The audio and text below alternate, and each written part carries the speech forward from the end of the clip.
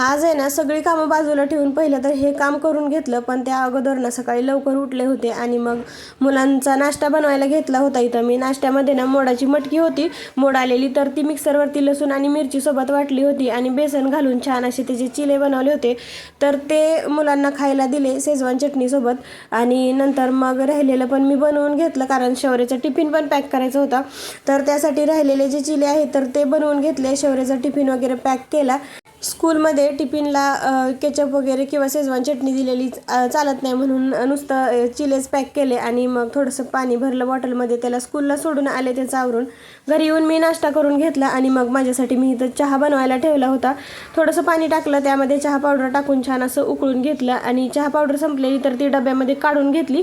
आणि चहा पावडर भरून झाली की उरलेली जी चहा पावडर आहे तर ही सांडून जाण्यापेक्षा हे असं आहे ना गॅसच्या फ्लेमवरती थोडंसं पागळून घ्यायचं आणि हाताने चिटकून घ्यायचं. बघू शकता असं चहा पावडर ना सांडली जात नाही आणि छान राहते तशी. जेव्हा आपण फोडू पॅकेट तेव्हाच ते निघतं, तोपर्यंत निघत नाही. असं नक्की करून बघा.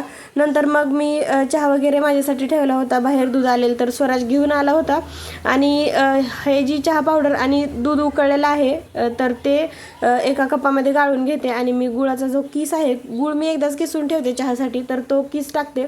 छान असा गुळाचा चहा बनतो, असा खूप छान होतो. अगदी फुटत वगैरे नाही चहा आणि थंड पण होत नाही. आणि तर असं गुळाचा चहा एकतर थंड होतो नाही तर फुटतो तरी. नंतर मग किचन वाटा वगैरे आवरून घेतला आणि हे काम माझं करायचं बाकी होतं. 2-3 दिवस झाले ना मटारच्या शेंगा मी घेऊन आले होते, कारण आता हिवाळा आहे तर मटार खूप स्वस्त मिळतो. मला 50 रुपयाला 2 किलो भेटला होता, म्हणून मी आणलेला. आणि हे जी घरातली मनी प्लांट आहेत ना त्याला मला पाणी घालायचं लक्षात राहत नाही कधी, म्हणून त्याला पाणी घालून घेतलं. पिवळी झालेली पानं होती ती कट करून घेतली. गॅलरीमधल्या झाडांना मी पाणी घालत असते तसं 1-2 दिवसातून, पण घरातल्या झाडांना पाणी घालायचं कधी लक्षातच नाहीत. तर त्या झाडांना पाणी वगैरे घालून घेतलं, पिवळी पानं काढून घेतली आणि मग बाकीचं पण मला आज आवरायचं होतं. स्वराजला पण शाळेतला सोडायचं राहिलं होतं, तर त्या अगोदर हे मटार वगैरे सोलायला घेतले. 2 किलो मटार होते, एवढं सोलायला ना मला खूप वेळ गेला.